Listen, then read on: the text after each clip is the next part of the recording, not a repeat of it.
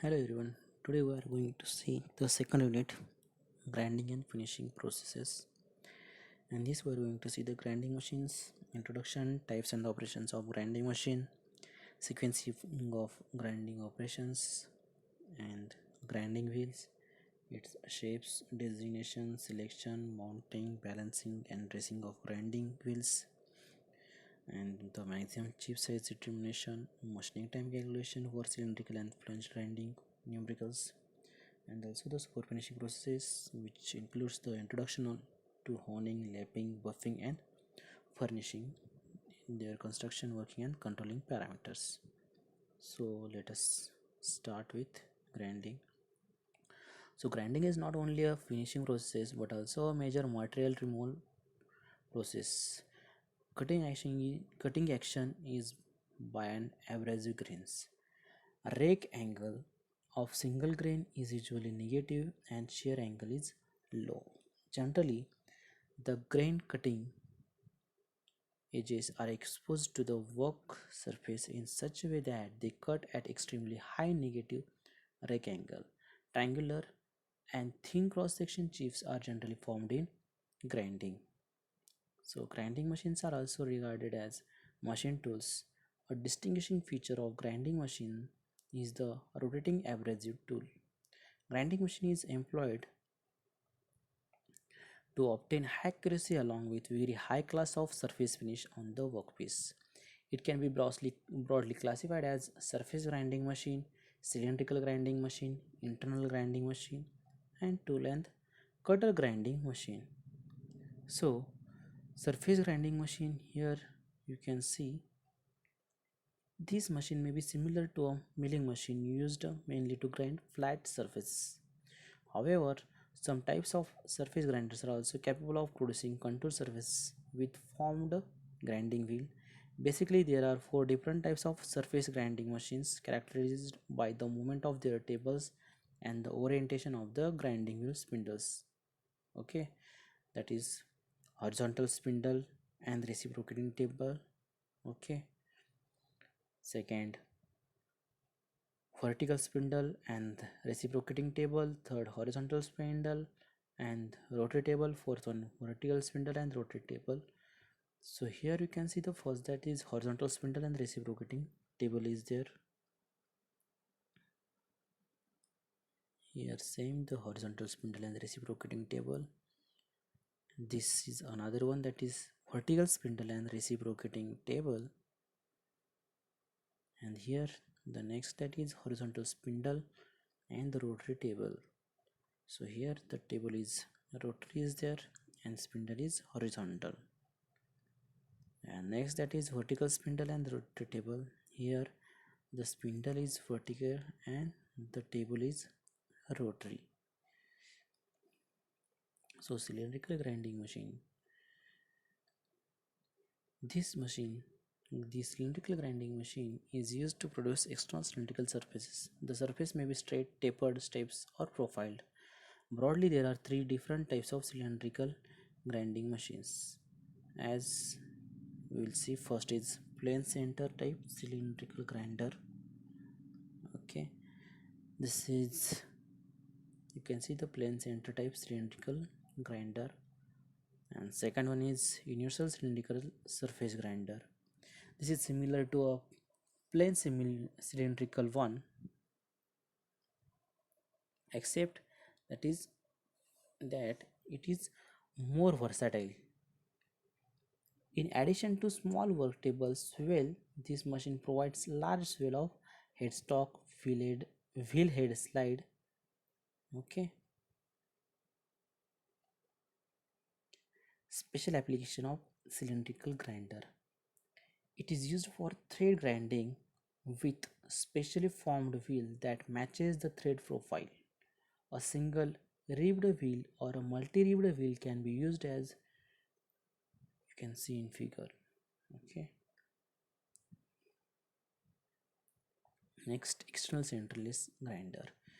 This machine is production machine in which outside diameter of the workpiece is ground. The workpiece is not held between the centers but by work support blade. It is rotated by means of a regulating wheel and ground by the grinding wheel. Parts with variable diameter can be ground by centerless in-feed grinding, as you can see in the figure. In figure A, the operation is similar to plunge grinding with cylindrical grinder. End-feed grinding shown in figure B, which is used for workpiece with tapered surface. Now internal grinding machine. This machine is used to produce internal cylindrical surface. The surface may be straight, tapered, grooved or profiled. So there are three types of internal grinding machine as follows: checking type internal grinder, planetary internal grinder, centerless internal grinder. So first, checking type internal grinder. The workpiece is usually mounted in a chuck. A magnetic faceplate can also be used.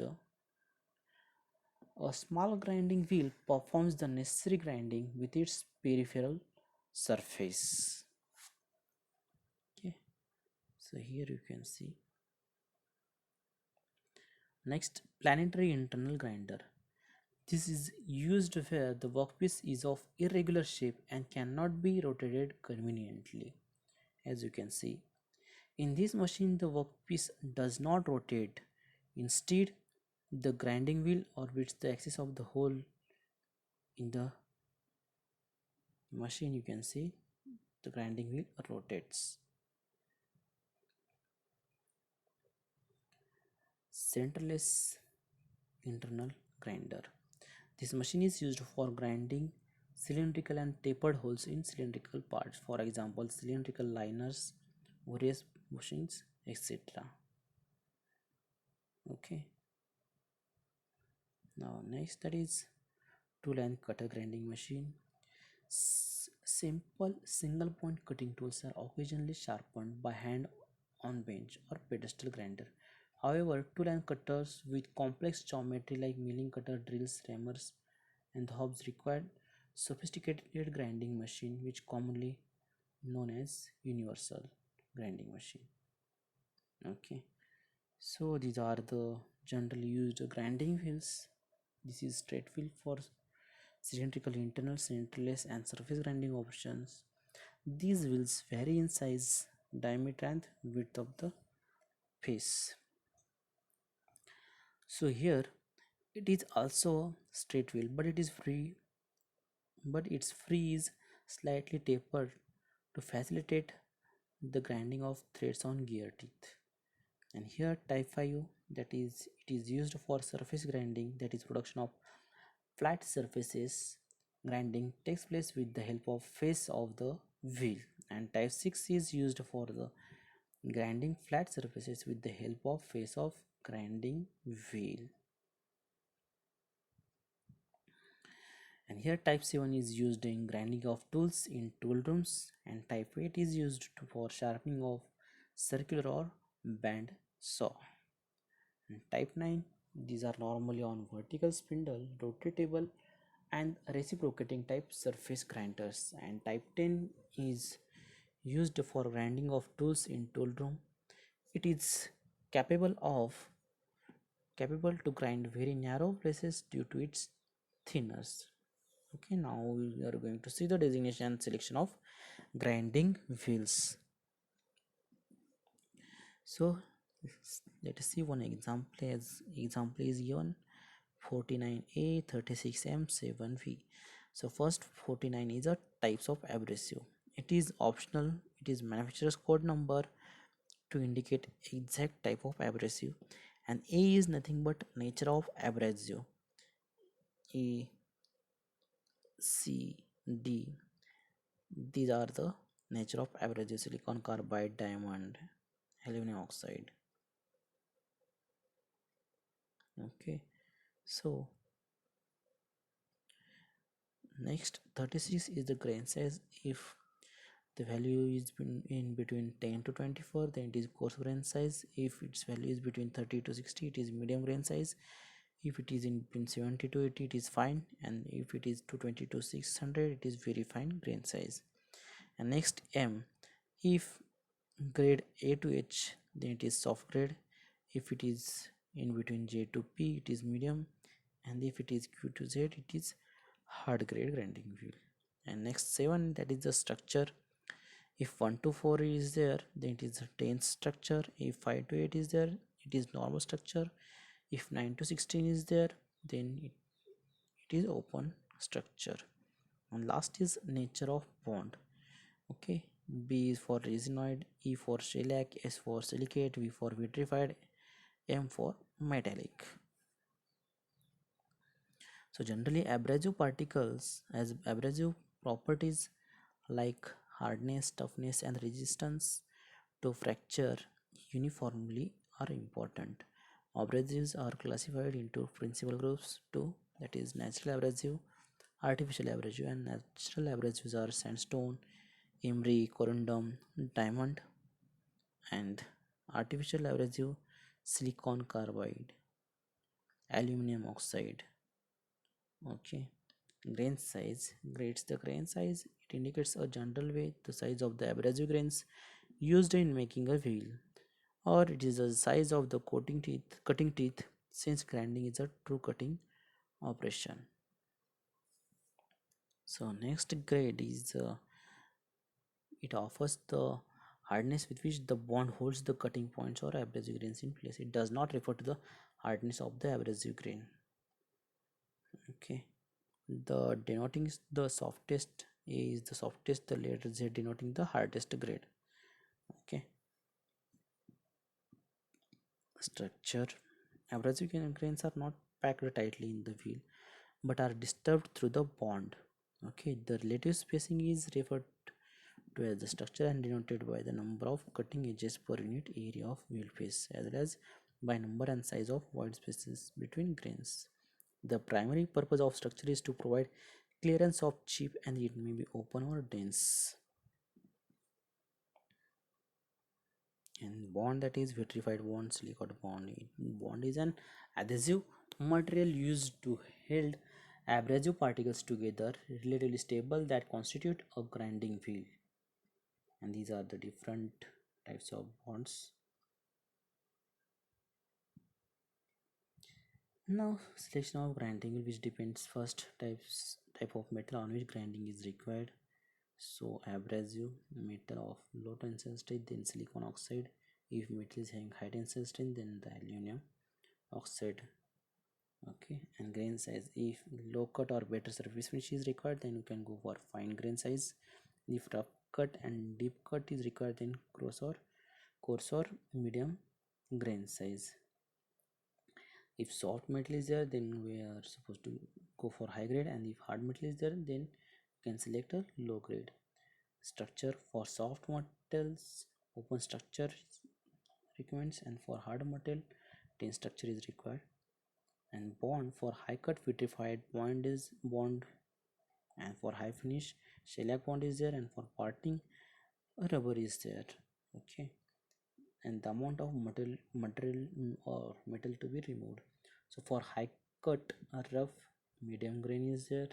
For low cut fine grain dense structure is there. Accuracy of size and finish, which depends on grain size bond. Rough cut low finish, for rough cut and low finish or low finish coarse grain or vitrified bond. High finish resinoid, shellac or rubber bond. Area of contact, if greater area is there, then soft grade, and if smaller area is there, high grade. Types of machine, heavy machine is there, low vibration is there, and soft wheel, and small machine is there, hard wheel. And speed of wheel, if 200 meter per second or lesser, then vitrified bond. If higher speed is there, then resinoid bond. So here we are going to see the mounting of grinding wheel. Okay, so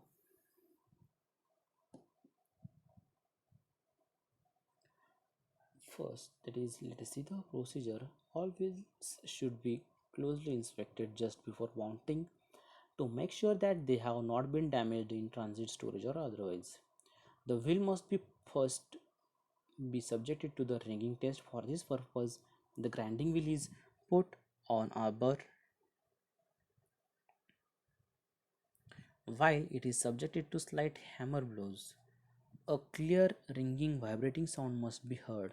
If a grinding wheel contains fine crack, discordant sound that fail to vibrate will be emitted. This test is applicable to vitrified and silicate wheels, shellac, resinoid, or rubber coated, rubber loaded wheels. This is applicable to vitrified and silicate wheels. Shellac, resinoid, or rubber loaded wheels will not ring distinctly. The abrasive wheel should have an easy fit on their spindles or locating spigots. They should not be forced on. The hole on grinding wheels mostly is lined with lead. The lead liner bushes should not project beyond the side of wheels. There must be a flange on each side of the wheel. The mounting flanges must be large enough to hold the wheel properly. At least the flange diameter must be equal to the half of the grinding wheel diameter. Both the flanges should be of the same diameter, otherwise the wheel is under a bending stress which is liable to cause fracture. Next, the sides of the wheel and the flanges which clamp them should be flat and bear evenly all around. All flanges must be relieved in the center so that the flanges contact the wheel only with the annular clamping area. If they are not properly relieved, the pressure of the flanges is concentrated on the sides of the wheel near the hole, a condition which should be avoided. Washers of compressible materials such as cardboard, leather, rubber, etc., not over 1.5 mm thick, should be fitted between the wheel and its flanges. In this way, any unevenness of the wheel surface is balanced and the tight joint is obtained.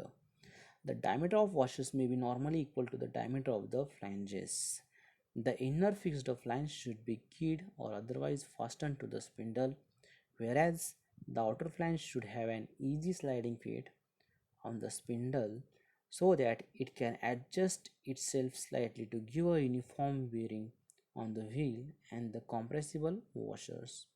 The nut should be tightened to hold the wheel firmly. Undue tightness is unnecessary and undesirable as excessive clamping strain is liable to damage the wheel. The wheel guard should be placed and tightened before the machine is started for work. Now next we are going to see the balancing of grinding wheels. If wheels become out of balance through wear and cannot be balanced by turning or dressing, they should be removed from the machine and discarded. Wheels should be tested for balance occasionally and rebalanced if necessary. Wheels that are out of balance not only produce poor work but may put undue strains on the machine. Small wheels may be balanced by milling a short recess on the inside of the flanges and filling with lead. So large wheels should be placed on a balancing stand and balanced by moving weights around the recessed flange. Nowadays, grinding wheel mounts are provided with devices to enable balancing to be done while the wheel is running and between grinding operation. So here is the dressing of grinding wheel. So dressing removes loading and breaks away the glazed surface so that sharp abrasive particles are again presented to the work. This is done with various type of dressers. A common type of wheel dresser known as the star dresser. Now next, that is we are going to see the part B, that is super finishing processes. In that, lapping, buffing, honing and burnishings are there. So in lapping, instead of a bonded abrasive tool, oil based fluid suspension of very small free abrasive grains, that is aluminum oxide and silicon carbide with typical grit size between 300 and 600, called a lapping compound, is applied between the workpiece and the lapping tool. The lapping tool is called a lap, which is made of soft materials like copper, lead or wood. The lap has the reverse of the desired shape of the work part. To accomplish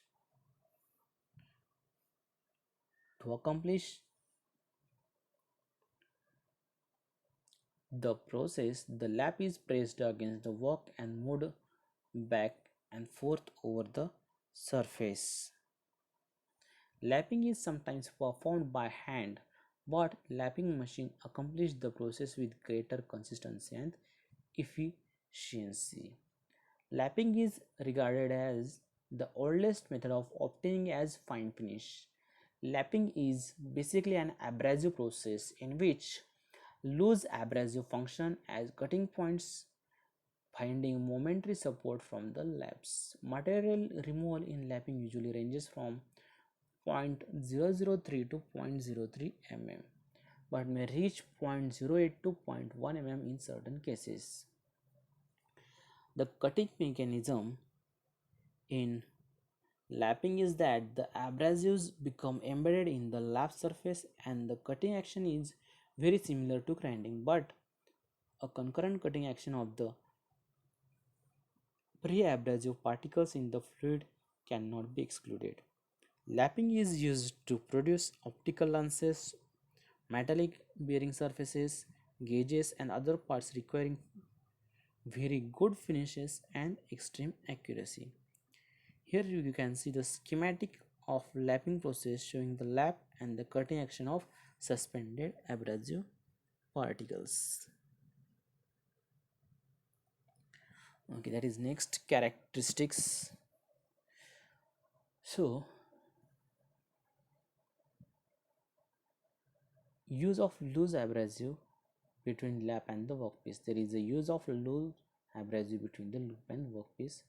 So usually lap and workpiece are not positively driven but are guided in contact with each other, and the relative motion between the lap and the work should change continuously so that the path of the abrasive grains of the lap is not repeated on the workpiece. Okay, so here abrasive of lapping, lubricating materials of lapping, technical parameters affecting lapping process. Okay, now next we are going to see the buffing. Buffing is a finishing operation similar to polishing in which abrasive grains are not glued to the wheel but are contained in a buffing compound that is pressed into the outside surface of the buffing wheel while it rotates. As in polishing, the abrasive particles must be periodically replenished. As in polishing, buffing is usually done manually, although machines have been designed to perform the process automatically. Buffing wheels are made of discs of linen, cotton, broadcloth, and canvas. Honing. Honing is a finishing process in which a tool called hone carries out a combined rotary and reciprocating motion. While the workpiece does not perform any working motion, most honing is done on internal cylindrical surface such as automobile cylindrical walls. The honing stones are held against the workpiece with controlled light pressure. The honing head is not guided externally but instead floats in the hole being guided by the work surface. It is desired that honing stones should not leave the workpiece and stroke length must cover the entire work length. Okay. Honing is a finishing process performed by a honing tool which contains a set of 3 to a dozen and more bonded abrasive sticks. The sticks are usually spaced about the periphery of the honing tool. They are held against the work surface with controlled light pressure usually exercised by small springs. The honing tool is given a complex rotational and oscillatory axial motion which combine to produce a cross-hatched lay pattern of very low surface toughness. So here you can see the schematic of honing process showing the honing tool, how the abrasive sticks are pressed against the work surface by spring and the resulting surface pattern. Okay, so here you can see the stone and the process parameters and the parameters that affect material removal rate. Now next we are going to see the burnishing. So it is cold working process that sizes, finishes and work hardens internal and external metal surfaces of pressure contact of hardened tools. Process displaces peaks and valleys of irregular heights. Burnishing tool incorporates planetary system of tapered rolls evenly spaced by retaining cage. Hardened mandrel forces burnishing tool against surface of part. Metal mandrel tapered inversely to taper of rolls. Tool is adjusted slightly larger than part. Slightly pressure created when tool passes through the part exceeds yield point of softer part surface. It results in mirror-like tough wear and corrosion resistant surface. Now we are going to see the MCQ.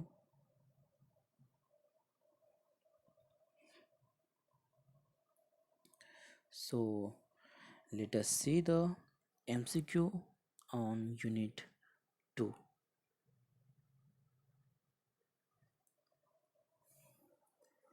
So the operation performed on a shaper is, here the option D is there, all of these. The operation performed on a shaper is machining horizontal surface, machining vertical surface, machining angular surfaces. Okay, the next question, the usual value of the point angle of a drill is, here option C is there, 118 degree. Broaching is applied for machining these, all of these, that is internal and the external surfaces around or irregular shapes, external flat and contoured surfaces. Next question, the advantage of broaching operation is that, here the option D is there, all of the above. Okay, and next question, the enlarging of an existing circular hole with a rotating single point tool is called boring. Okay, the point angle of a drill for drilling stainless steel is option C, 135 degree. A drill bit of 20 mm diameter rotating at 500 rpm with a feed rate of 0.2 mm per revolution is used to drill through a hole in a mild steel plate 20 mm thickness. The depth of cut of the drill operation is option C, 20 mm. Okay, now next, the usual value of the helix angle of a drill is option B, 30 degree. Now next question, the cutting speed for counter boring should be greater than that of drilling operation. Okay, in drilling mild steel and brass, the point angle of a drill is 118 degree. So this is true sentence. For harder alloy steel, the point angle of the drill is kept more than 118 degree, option C.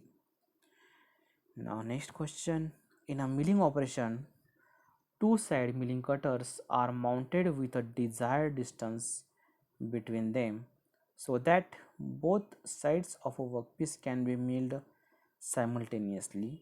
This setup is called option B, straddle milling. The time for drilling a hole is given by T is equal to depth of the hole plus H upon feed into RPM, where H is, okay, so here H is cone height of the drill. So here H is cone height of the drill. Now next question.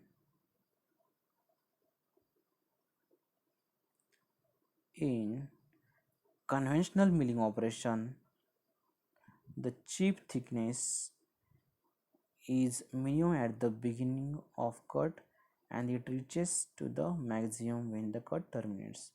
So in which, that is in conventional milling, chip thickness is minimum at the beginning and it reaches to the maximum when the cut terminates. Okay, now next question. In down milling operation, the cutting force is maximum when the tooth begins its cut and reduces it to minimum when the tooth leaves the work. Now next, the relief or clearance at the cutting edge of a flat drill varies from option A 3 degree to 8 degree. Next question, in drilling bakelite and fibrous plastics, the point angle of a drill is option A 19 degree. In drilling softer materials, the cutting speed is high as compared to harder material. The operation of making a cone-shaped enlargement of the end of a hole is known as countersinking. In drilling aluminum, a drill with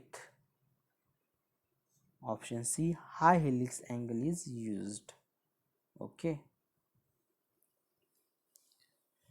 A tool used to withdraw a drill from the sleeve is called as a drift.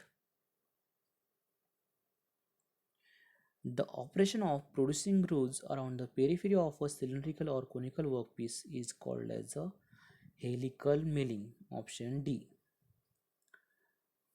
Now next question. The process of removing metal by a cutter which is rotated in the same direction of travel of workpiece is called as a down milling, option B, down milling. In twist fluted drills, chips do not move out automatically. So the answer is incorrect. Okay.